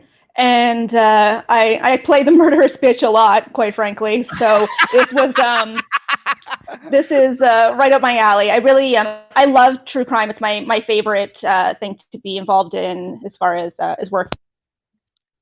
So to get to be part of it was great. But then I played real people before and other things, and it's always really hard. This one was extra hard to do because I hate her so much. I think she's extremely guilty. I think she's a terrible person, and I kind of just want to kick her in the face. But instead, I had to tell her story like it was mine. And so it was a challenge. A Sicilian from Jersey is going to kick her in the face. I love it. That's my kind of talk. Except I would have gone a little lower, not the face. I would have in the throat. Yeah, that works too. Even lower than that. Lower than the navel, I would have kicked her. But anyway. So let me ask you a question. You got a boyfriend? Yes, we met him. Jimmy, shut up. I want the guest to do it. Our audience doesn't know what we know. So you and I have to play stupid like we don't know anything. And she's going to tell us she has a boyfriend. Oh, you do? And then I have to answer back. Oh, great. Of course I know she has a boyfriend. We met him. You got a big fucking... He's a phenomenal director. I think he's a director, right? He's a phenomenal director. He is a director. Yes, I am in a committed relationship. And yes. he's cute. He is very cute. Absolutely is. How'd you bag that trick? Well, she's a hottie too. We actually met on a movie in New York. Go figure. He's also an East Coaster. And I was hired to play his love interest in a film. And this was when he was still acting. He doesn't act anymore. And we didn't really get along, but we ended up having to do a press tour together to do with the movie. And it turns out we actually had a lot in common, and I really, really liked him. And so we have been dating for a long time now, almost a decade. And we now work together as well. We have a production company, and he is a brilliant writer, director. So we have done several movies together now, and it's kind of a dream job in that way. I love it. I'm gonna, we have a lot of producers that are friends of ours. I'm going to produce for you. I'm going to push you. I'm going to say, I want to be in a film with this girl. I want to be in a film with you. I want to be in a film with you too. We definitely need to work together for sure. We should find something. Both our energies could really blow that scene out of the water. I mean, you and I have both blow the whole film away. They're going to be like, "What film? It was just." I love it. I would love you to play my daughter, who is a bitch, and I'm fighting with you as an Italian father. I think you Let's and I just do that anyway. Yeah, but I think we would deliver a performance that they have never seen before. So you go, hang on, let me do some bragging, you guys. Like, wait, you're the daughter that came home pregnant, and I say to you, you know, what are you, a putana? You come home pregnant in my house, you bitch, get the fuck out. No daughter of mine. Shut up, don't you answer me back, Maladucata. You're no good. You gave it away. You're a sewer for men. You're a tramp. You're no good. Get out of my home. And then what happened? I wouldn't make it to the scene. I'm sorry. And then you come back and you spit in my face and you say, I know you're a fag. My mother told me you were queen. She caught you in her bra and panties. Holy crap. You guys are awesome. Oh my God, that would be hilarious. I think that scene would make fuck the Academy Award. We get the Universal. So I noticed that you did a lot of films with Jessica Cameron, and we met Jessica Cameron about a year through Sadie. We actually met Jessica. I knew her from a long time ago, but I didn't really know her. I love her to death. I think she's fabulous. I know you've done a bunch of movies with Jessica Cameron and Brandon Slagle, who I used to know, but I kind of lost contact with. But I want to do some brag and some of the people that you've worked with, you guys. She's worked with Bill Oberst Jr., who we've had on the show, Brandon Slagle. Yeah. Tara Cardinal's been on the show. Angie Stevenson's a friend of ours. Tony Todd's a friend of ours. I'm doing a film with Kane Hodder right now. Michael Berry, awesome. Alexis Iacano, who's a friend of ours. Oh, that's my Ava Gardner. Is she not another gorgeous brunette? She is very pretty, yeah. Oh, she's a beauty. She looks like Ava Gardner. I love Alexa. Bai Ling, James Duval, who I'm doing a film with right now. Sadie, Tara Reid, Alyssa. Felissa Rose, Vernon Wells, they've all been on our show. Felissa Rose is a doll. Do you know Felissa? Yeah, she's very, very. Yeah, we've been in the same kind of circle, I think, for 10 years now. She's have you met Marcel? Very prolific. She's really great. Have you met Marcel Waltz? I have, yes. He's my little partner in crime. I adore him. We love him. Cute. He was at Suwong with us. He was at Suwong. And he's so cute. Yeah. He did some film. Blind is the best horror film I've seen all year. I loved it. I went to the LA premiere to cheer them on. I've gotten to work with Sarah a couple times too. We actually hired her for a film called Escape from Ensenada years ago. You went to the red carpet for Oh, Blind? we didn't even see you. How come I didn't see you? Because we didn't know her. I skipped the red carpet. I kind of ducked in the back. I do a lot of red carpet stuff, but it's usually not for stuff that I'm close to the people who made it. I want it to kind of be their day, so I didn't want to go and be like, I'm here for my photo op. I want to just go support them. So no, but you'll be. I loved it. What a great film. Yeah, it was a good film. Wait, let me finish.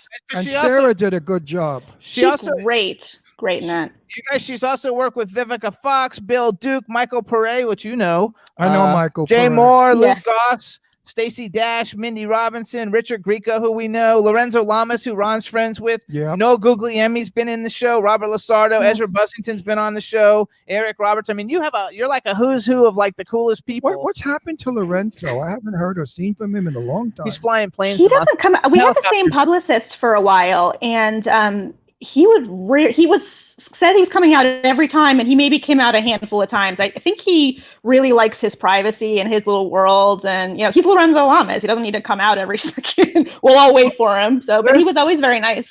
Yeah, he's nice. I love him. I tell a story. His mother, Arlene Dahl, and I are good friends for a long time. And Lorenzo, I know for a long time. I went to his daughter's baptism, everything. Larry is so not homophobic. Larry will hug me. He holds me when we're in public. He's not afraid that people are going to think he's gay. He is probably one of the most men today. He loves women. I said to Arlene one time, I said, now that Lorenzo is divorced, maybe he should go out with my daughter Leslie, who's a beauty. And Arlene said, I wouldn't wish it on your daughter. What are you, crazy?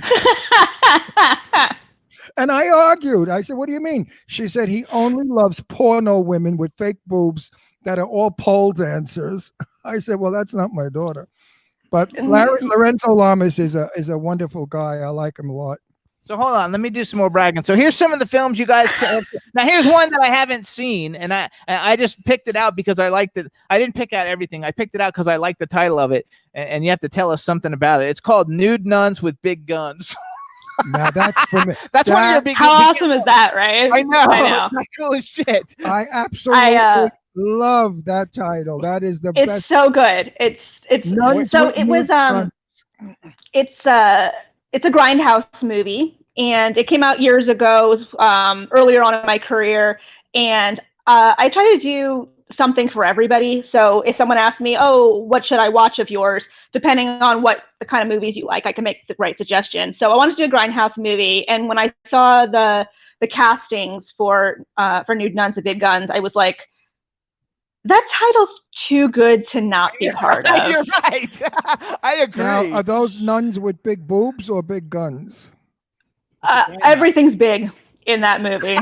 So it's all, everything's big in that movie. So yes. It's all of the knocker broads. I call them the knocker broads. With big guns.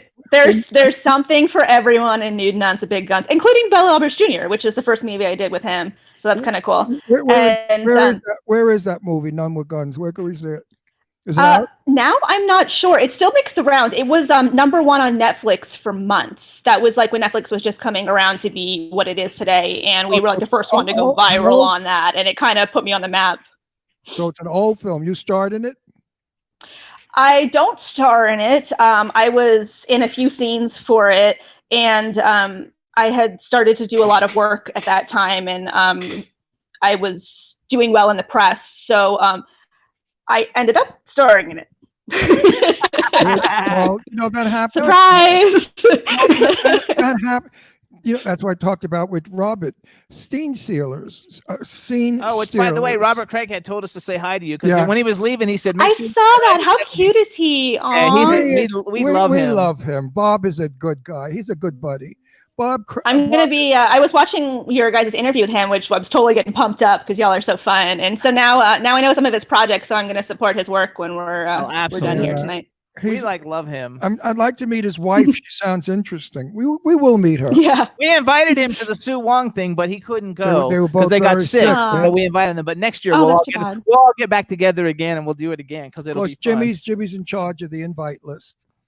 So sounds good. You're not supposed to tell people that. Well, no, just kidding.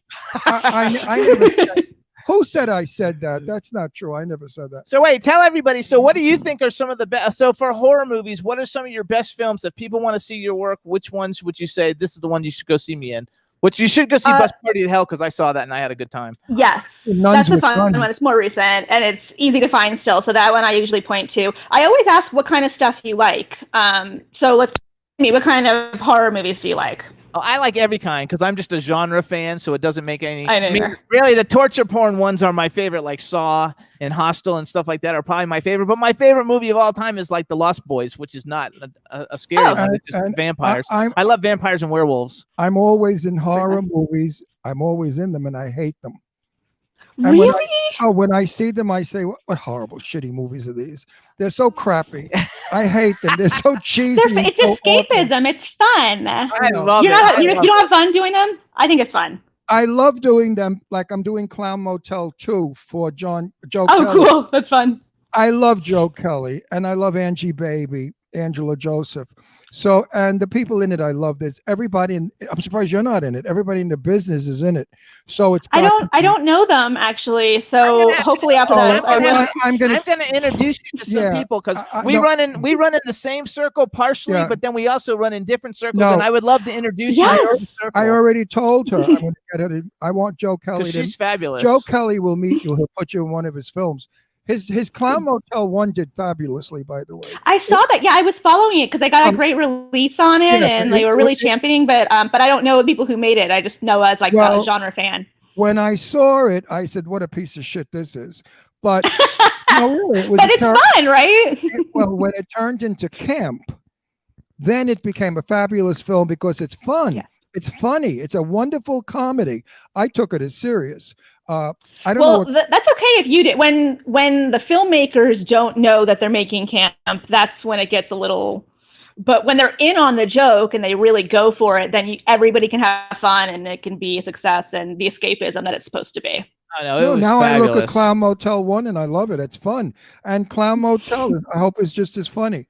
I'm so lucky. Guess who I'm working opposite? Who's my wife, Lorene Landon. I don't know if you know. Do you know Lorene? Do you know Lorene Landon? I just by association. I don't think we actually know each other. We've been at like events together and things, but I don't know if we actually met. She's an angel. You know, one of my dearest, closest friends is Lorene. I adore her. We're gonna have a party when the thing is over because we always have parties and a lot of people. We live in Palm Springs and everybody comes, and so when we do it, we're gonna be having Sadie and Marcel and Sarah French and Jessica Cameron. Everybody come to the house for a party. So when we do that, we'll invite you and your boyfriend, and you'll know everybody because there'll be all the people you work with, and then you can network and we'll have a good time because you'll love any of them that you don't know. You'll love. And Lorene comes all the time. She's beautiful, beautiful woman.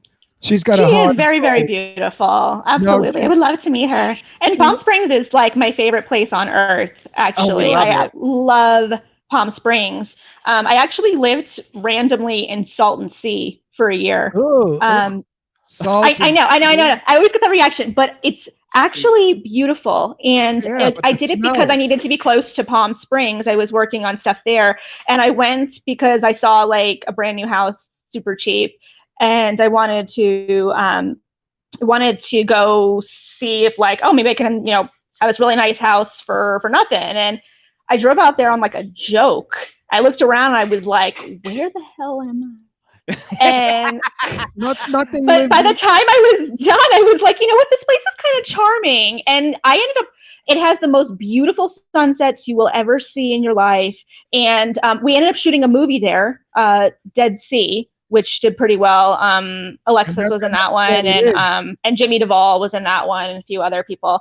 And so we got great filming locations with the mountains and the water and the deserted towns that are nearby. So if I had to go back, I would probably choose Palm Springs. Yeah, but it's a really great place to shoot for sure. I agree with that. They could do prehistoric movies or movies of another planet. It's so like a Mars planet, and the lake is huge. It's an ocean, but it's like an ocean, but it's nothing grows in it. No fish, nothing. No, it's full of I forgot, sodium or sulfur or something, and it's it's got a bunch of salts, and it's more acidic than the ocean, more salts, and then so the fish. There's a lot of tilapia that are in it, but they die almost immediately because it's too salty, and then they wash up on the shore, and it's like great for a wasteland movie. Yeah, the smell. So you're in a lot of horror movies. Are you before you became an actress? Were you a horror movie fan? Yes and no. I grew up very Christian. I still am, and very, very reserved. Like my mom only let me watch like Disney movies, so I hadn't seen anything until I was an adult. And then when I did, I kind of went crazy on it. I was like obsessed. I wanted everything. And then I became a hardcore fan. And I was actually going to school for musical theater. And when I came out west to do that, I tried to find theater groups to belong to, and I couldn't. I ended up finding a horror movie audition, and I'm like, what the hell is an independent film? I didn't even know. But I went and I got the lead in it, and I had the best time of my life getting to create the nightmares instead of just be a viewer for them. And then I was hooked. Hold on. So we have two questions. First, that means you can sing, right? Have you ever recorded any? Do you have anything recorded? I don't. When I started, before I started pursuing acting, when I was a teenager, I was actually in a pop girl group. We got picked up by Jive, and then Jive abruptly wasn't a thing anymore. That's like when the whole pop era just ended. What was the name of the group? Fire Babes. Oh my gosh! No, I used to love that because I was really big into it when I was like younger, and I'm a publicist now, and half of my clients are music. But like, yeah, it was fun, super fun. We changed our name halfway through. They rebranded us Forbidden with a 4. Okay. Oh no, I can't. Did you release anything as Forbidden? Like, are there any YouTube videos of you or anything that I can go look at? There might be old stuff. I could probably try and dig some stuff out. I didn't keep up with it because it was not my thing. And I went to college on an opera scholarship, so I wanted to do that direction with it. What a talent. And then ultimately... I'm so excited because it's like not only are you gorgeous and a great actress, but you've got this whole like other like all these like fabulous skills. She's Italian. I know it's Italian. How can we not be able to do everything? Yeah. Mom's still not impressed, by the way. She's like, yeah, but did you do this? Yeah, it doesn't matter what I do. She's like, yeah, but what Italian doesn't sing opera? No, hold on. Okay, wait a minute. Wait. No, I have a question. Okay, so tell me, what are a few of the horror movies that are like influential that you like a lot? Not necessarily your own, but the ones that like got you interested in the whole thing. Like when you got to start watching them, what were the ones that you were like, oh my god, I love these? I was a big pop culture person and very teeny boppery. Me too. I mean, Spice Girls, like as girly as it comes. So the natural transition for me was slashers. I mean, and I was right there in the prime. I mean, Scream and, I Know What You Did Last Summer. All that whole era there was could not get enough. Oh, yeah. I love all of it. Those are fun. And then from there, then I want to just go dark as possible. Once I started being like an actor and being involved in the community, then I was like obsessed with the making of everything and how far can you go and shock value. And so then I really got into torture porn, and I love that direction, like Hostel, Martyrs, Serbian film, like all about it. And I love all of Martyrs is the only one. Martyrs, it freaked me out so much because I'm not real religious, but like with all the religious undertones in Martyrs, I couldn't back that up. You're not religious at all. Yeah. Okay, well, I was when I was younger. So Martyrs and a Serbian one, they like freaked me out. But Hostel and all that, I love. Oh no, those are fun. I watched Martyrs and I was just like, oh my god, I can never watch this again. Getting away from promo. And wait, no, because okay, so now I want to go.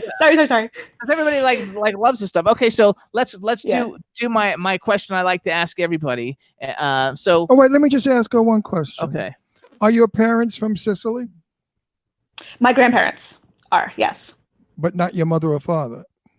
No, my dad was brought over when he was young, and my mom is about as white as it comes. She literally, like my ancestors on that side signed the Declaration of Independence, so it's literally like one end to the other.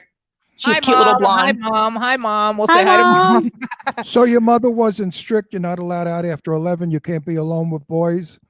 Nothing. Absolutely. I mean, I was as PG as it came, and I think she's kicking herself on that now because now I'm like polar opposite. Wait, where did you go to school? Did you go away someplace far away to go to school, or did you go to school in New Jersey?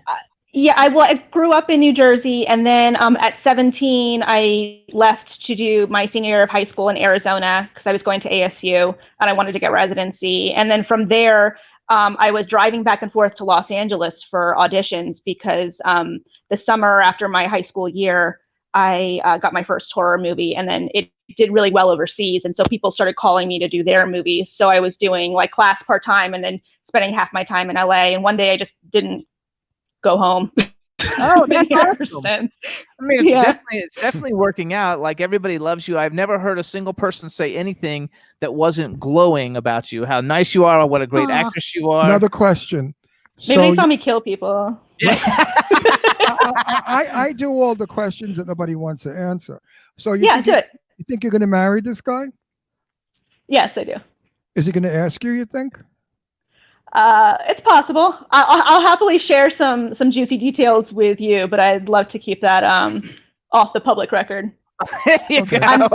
So when you, I'm very, you- very much of the opinion that to have a relationship that works in Hollywood and in the media, you keep it out of it. If you notice, anyone who's in it for the long haul, I'm very much following their examples. Is you only see or hear every once in a while. You're not all up in it. So I acknowledge there's an existence, but we're aiming for the best on that, so we keep it out of the public eye as much as possible. and I Plus, like it's more fun. Like, who wants to picture somebody's significant other while we're doing all this stuff? Nah. no, but I like our fans to know you better than just on film. If people like you personally, they love your work more. A lot of They're That's gonna true. love her. No, They're gonna love that's you. true. It's true. It's true. Because I know a lot of the legends of Hollywood, the great old timers, Betty Davis, Joan Crawford, people like that, and they like. I mean, he really knew him. No, I really Jane Russell. Jane Russell was my best friend for so many years. The legend Jane Russell. Wow. And the studios used to do releases on them at home with the kids cooking. Yes. They never did any of that, but there was all publicity. It's all image. Yeah, it's all image. But I can't. And a lot of people will amplify that. A lot of people will get into relationships for PR. They're people get married for PR. There's a lot of people who are 150% in it on the business end, and there's not much I won't do for PR. But as far as when it comes to relationships, I'm a very much my own person, and so I did a lot of casual dating prior to this, but not committing to anything. So if I think something's worth committing to, then I'm in it for the long haul because I'm old fashioned that way. Well, you're 10 years do into it, so yeah. She said they've been together. Well, 10 I have years. news for you. If you videoed your wedding and put it on television, it would get far more ratings than any of your films, because That's probably true. People love to know who you are. I've interviewed thousands of people. Trust me, thousands, many thousands, because I'm on this show 9 years and we do 4 a month. So add that 8 a month. 8 a month. So add that up, and and I find that the people that have come forward and have given a little bit of themselves to the audience go further. She's telling us everything, though. No, I I'm not. think you're very, very right on that. And here's my other side to it. I'm very open. I mean, we're kind of similar in that way, where you just put it all out there. And when I started, I really did. I mean, there was nothing that was off limits, nothing was taboo, and I got a lot of love for it. But unfortunately, in my particular line of work, I was getting a lot of pushback too. And I've talked about this a little. Actually, ironically, the last time was at Comic-Con with Alyssa. We talked a little bit about that at our panel, which is that when you're in our line of work, and that is that you are dying on camera, that you are a victim, that you are putting yourself out there as someone who goes through those things, you attract a lot of amazing, awesome fans, but you also attract some people who have those kinds of fantasies, who have those kinds of fetishes, who, a lot of people, I mean, and I stopped really becoming so public. I used to do conventions all the time, and I stopped doing those for a while until very recently, because I was getting fans that would write me fan letters about what they would like to do killing me.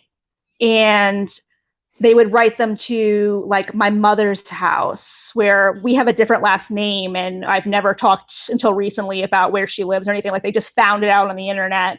I had a lot of people write to me, both themselves and their families, concerned, saying that they have various disorders where they can't determine reality from a movie. And so they don't understand why, since they just watched me go die in this thing, they can't reenact that as a fan.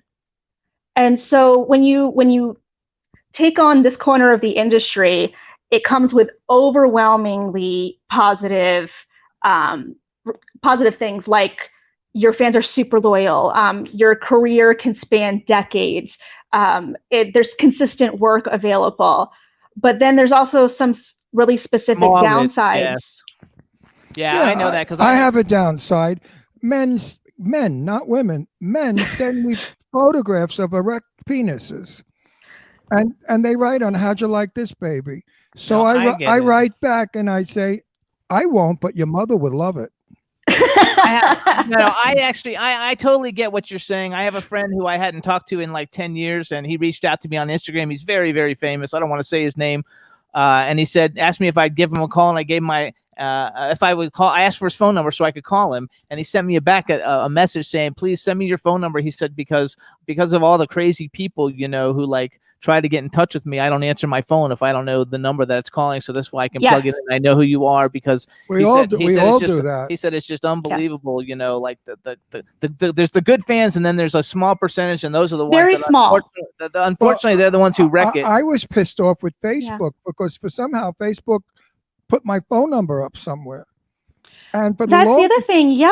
I mean, it's becoming more and more easy for people to access everyone. And, sometimes that's great. Sometimes it's really not. And you don't even know. If you call me, my machine, I answer with this. If I did not give you this number and you don't leave a message, I will not return your call. Yeah. And they usually hang. But I have people still calling me up with the stupid stuff.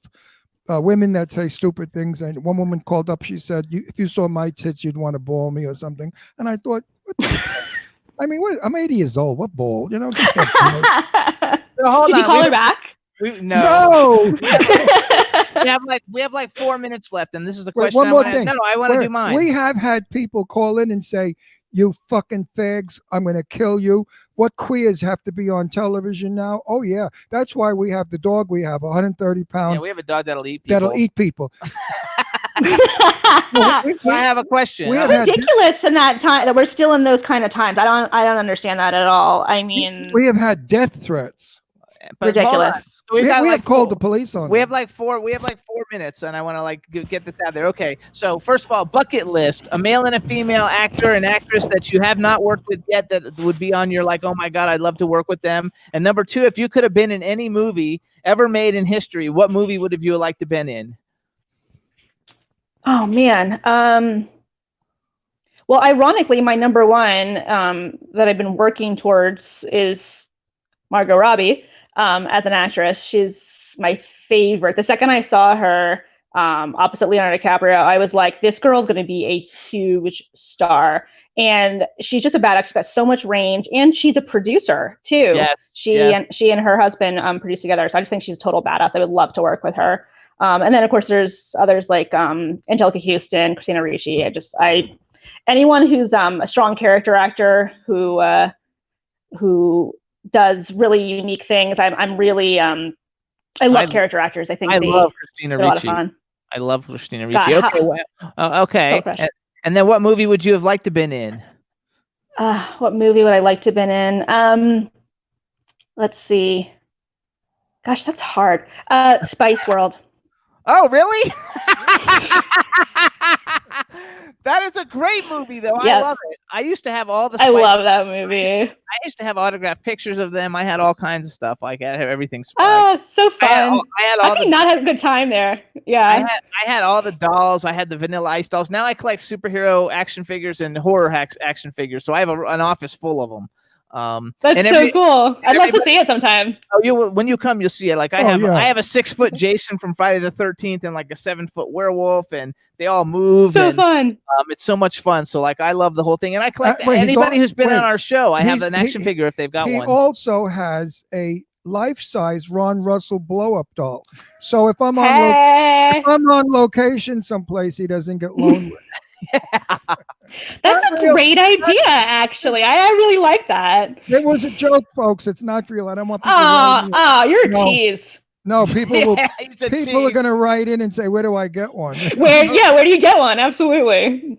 No, it's only a joke, folks. You guys have to love it. So, you guys, this is Devaney Pinn. She's fabulous. She's wonderful. Please. Wait, I want to ask you one more. Where'd you get the last name from? Well, fun facts and spoilers. My real last name is Pinella.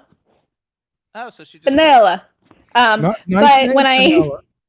Pinella, but when I started acting, nobody knew what ethnicity I was, and that was working in my favor. Like everyone thought that I was their ethnicity, and so I was getting a lot of roles in that way. But as soon as they heard the name Pinella, they're like, "Oh, you're Italian," and then I started getting typecast as like the chick from New York. So I trimmed it. I just trimmed it to Pin, and that way it kept a little more ambiguous.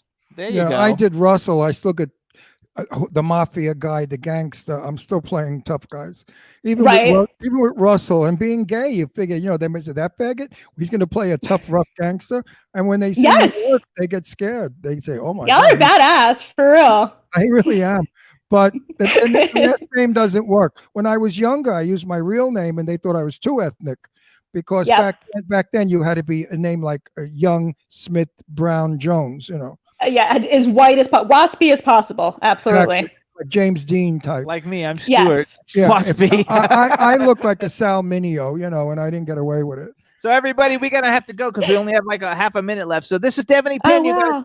follow her on social media at Devaney Pin. It's spelled DEVANNYPINN. She's fabulous. She's wonderful. We want to thank you so much for coming on the show. Devaney, a pleasure. Thank you so much. We can't wait to get to know you better once Yes. the Yes. world comes back around again, and we can't wait to see you. So thank you so We'll much. compare stories and laugh our asses off. I would love that. You guys are wonderful. Thank you And so much so- for having me. So are you. So Bye. are you, Okay. Angel. All right, everybody, chat room. Ciao, Thank you Bella. so much. Ciao. We'll see you guys next week. Bye, guys. Bye, everybody. Bye.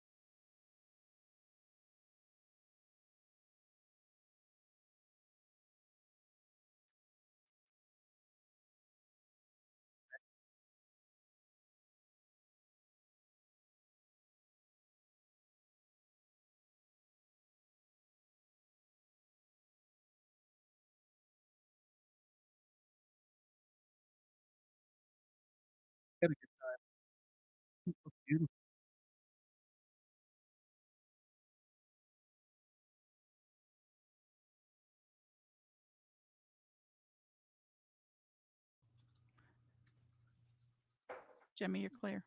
Okay. That went way smoother today. It'll get better every time. Yeah, so she was a really good guest too. They were both good guests. Yeah, this show was good. I think it was really good. So okay, so we're all good. Just put it in the box and text me when you get it in there, please. And thank you so much. I'm